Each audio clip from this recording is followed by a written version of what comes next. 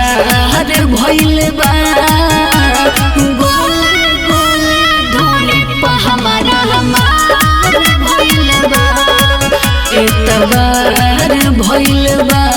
सभे बेमार भइल बा गोले गोले ढोली पा हमारा हमार भइल बा।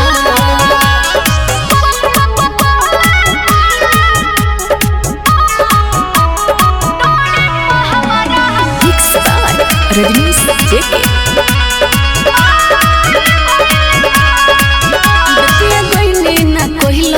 सबर रे बगहरम नगर में भइल गदर रे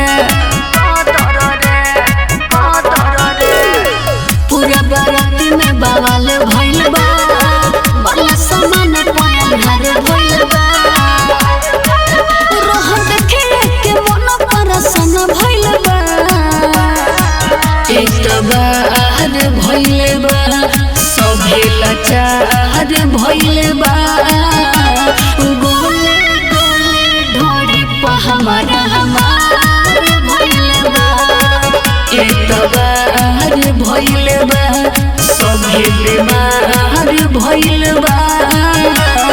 गोले गोले ढोली पा हमारा हमार भइल बा।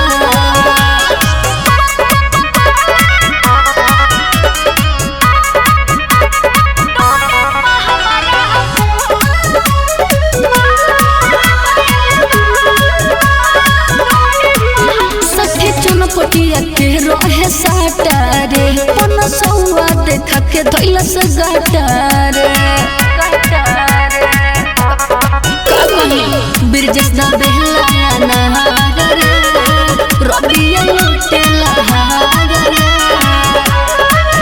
चंदन रमधर के हिम सुतारे लगल बा